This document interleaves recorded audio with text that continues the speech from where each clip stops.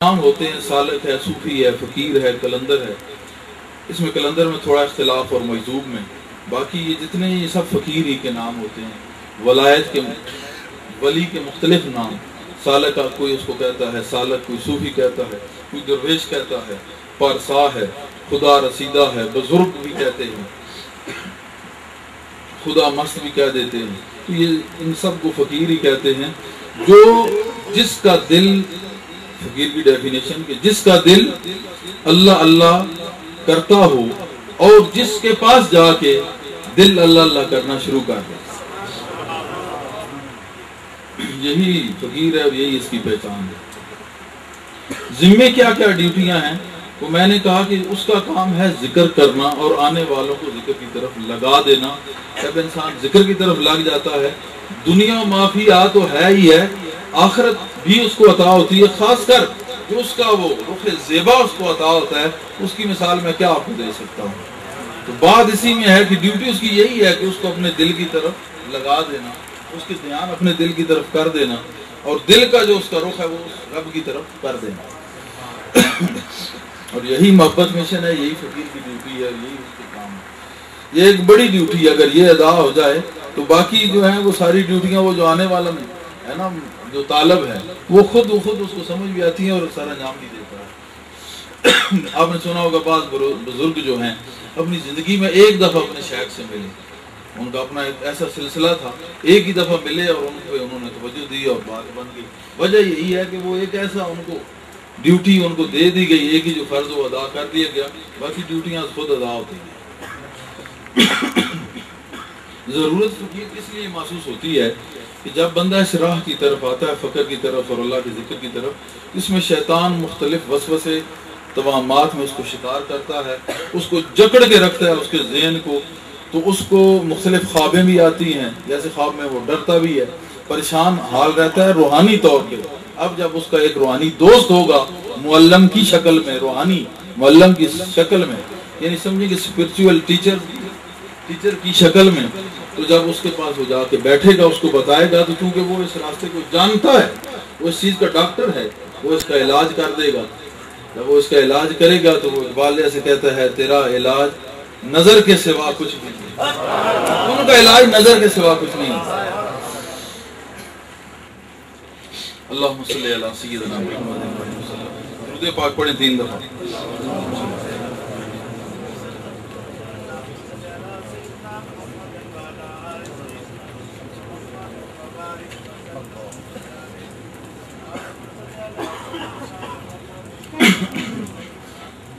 اکثر سننے میں آیا ہے، ایک سوال آیا کہ اکثر سننے میں اور پڑھنے میں آیا ہے کہ فقیر کی ایک ہی باطنی نگاہ سے دل کی دنیا بدل جاتی ہے۔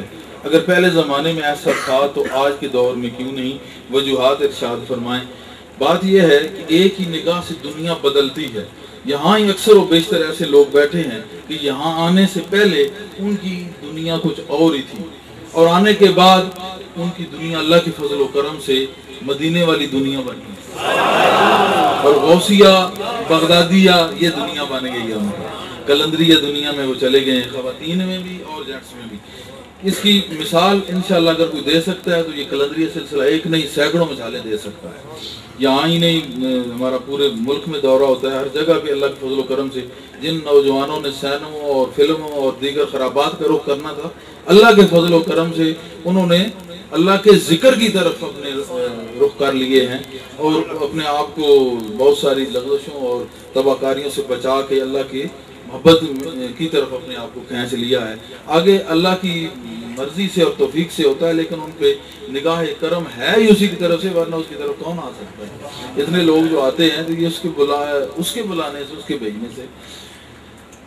پہلے زمانے میں ایسا تھا، آج کیوں نہیں ہے؟ وجہ یہی ہے کہ جب آپ کے دل میں اخلاص نہیں ہوگا، آپ ایک بات کہہ رہے ہیں لیکن آپ کے دل میں اخلاص نہیں ہے، زبانی تقریریں آپ روحانیت پہ اگر سنیں تو اتنے بے شمار لوگ کرنے والے ہیں، روحانیت پہ تقاریر آپ سن کے کہیں گے کہ پتہ نہیں یہ کوئی ابدال کتب اور غوث کے مقام پہ فائز ہوگا، لیکن یہی ہے کہ وہ تقریر ہے، تیرے پاس تاثیر نہیں ہے،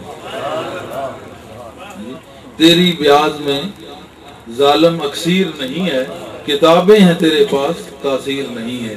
بات یہ ہے کہ تحریر اور تقریر یہ ایک آرٹ ہے، فن ہے، یہ تو کر سکتا ہے بندہ، اس فن کو سمجھ جائے، ایسے ایسی لفاظی اور فکرہ جات یہ کسے جاتے ہیں، یہ بولے جاتے ہیں، فن ہے، آرٹ ہے۔ لیکن اگر اس فن کے ساتھ ساتھ اس کے دل کو بھی یہ فن آتا ہو تو یہ بات اصل ہوتی ہے۔ میں اکثر کہتا ہوں کہ علم تصوف اور چیز ہے، صاحب علوم تصوف ہونا الگ بات ہے، صاحب تصوف ہونا الگ بات ہے۔ تو صرف اس کو بیان کرنے اور تقریر سے غرض نہیں ہے۔ اگر آپ کے دل میں اخلاص ہے تو اگر آپ ایک فکرہ بھی کہتے ہیں اور کسی نے سن کے اگر عمل کر لیا تو انشاءاللہ آپ کو تلاش کرے گا دنیا کے کسی کونے میں، آپ کو ڈھونڈ کے وہاں پہنچ جائے گا۔ فقراء کو اگر آپ دیکھیں تو ایسے جنگل میں اور دور افتادہ علاقوں میں پڑے ہوتے ہیں، لیکن وہاں صبح سے شام تک لوگ جا رہے ہیں۔ کیوں جا رہے ہیں؟ ایک طرف تو گھر گھر وہ اپنا ساز و سامان سمیت دوڑ رہے ہیں اور لوگوں کو کھینچ رہے ہیں، کوئی جاتا نہیں ہے، اور ایک طرف کسی پہاڑوں میں کوئی پڑا ہے تو لوگ دوڑ دوڑ کے جاتے ہیں۔ وجہ کیا ہے؟ وہاں اخلاص ہے، وہاں اخلاص ہے، اور یہ جو ہے بالکل ہی پاس ہے۔ جہاں پاس نہیں ہونا، یہاں تو ہر وقت محبوب کے سامنے فیل ہو گے اسی میں وہ بہتر ہو جاتا ہے۔ تو اگر ہم اپنے اندر اخلاص لے آئیں، اس فیلڈ میں جو بھی کام کرنے والے لوگ ہیں صحیح ہوں، یعنی وہ خود طالب بھی رہ چکے ہوں صادق، اور ان کا مرشد بھی کامل ہو، اور ان کا شجرہ روحانیت بھی جناب علی المرتضیٰ تک پہنچتا ہو، اور پھر ان کے اندر اخلاص بھی ہو، اور پھر آگے سلسلے کا کام بھی صحیح کر رہے ہوں، تو پھر انشاءاللہ کوئی وجہ نہیں کہ یہ ساری باتیں ہوتی ہیں، یہ تو تجربات سے ثابت ہو چکا ہے۔ شیخ کی رضا کس طرح حاصل ہوتی ہے؟ کیا یہ اللہ کی عطا ہوتی ہے؟ اگر یہ عطا ہے تو یہ عطا مرید پر کب ہوتی ہے؟ شیخ کی رضا کس طرح حاصل ہوتی ہے؟ اس میں 5 چیزیں میں آپ کو بتا دوں۔ یہ آگے دنوں میں بھی جو سوال ہیں، یہ میں جو آج میں بیان کر رہا ہوں، اول تو اسی میں یہ اتنا بیان ہے کہ میرے خیال میں بہت سارے سوالات کے جواب اسی میں آ گئے ہیں، لیکن یہ تو ایسے ہی ہے سلسلہ، جو کسی کے ذہن میں پوچھتا رہے، انشاءاللہ اس کو بار بار بیان کرنے میں بھی یہی ہوگا کہ میں یہ سمجھ رہا ہوں کہ جیسے داتا حضور کے عرس کے سلسلے میں آئے ہیں نا، تو یہاں بیٹھ کے ہمارا بولنا اور آپ کا سننا، یہ حضور داتا گنج بخش رحمۃ اللہ علیہ کے عرس میں چونکہ آئے ہیں نا، تو ان کی نظر سے ہے، تو جب ان کی نظر سے ہے تو سمجھیں کہ ان کے زیر اثر میں ہے، تو زیر اثر میں جو ہوتا ہے وہ مستفیض ہوتا ہے داتا صاحب سے، تو ان کا تذکرہ جتنا ہو یا جتنی باتیں ہوں تو یہ سب ثواب ہی ثواب ہے، یہ اللہ کے قرب کا راستہ ہے، اسی لیے تو اللہ ملتا ہے۔ دیکھ لینا خواجہ اجمیری اتنی دور سے آگے وہاں کیوں بیٹھے رہے، اور جب گئے تو یہاں سے بھیجا، اور وہاں جب ہندوستان میں پہنچے تو یہاں سے آئے تھے خواجہ اجمیری، وہاں طالب بن کے آئے تھے، تو جب بھیجا تو ہند کا بادشاہ بنا کے بھیجا۔ تو یہی ہوتا ہے کہ یہ تو جو صحبتیں اور تذکرے اور یہ محفلیں مجلسیں، یہ محبتیں، یہی تو چیزیں ہوتی ہیں کہ انسان کو ان میں کچھ ملتا ہے، باقی جو ہے وہ اللہ پاک کی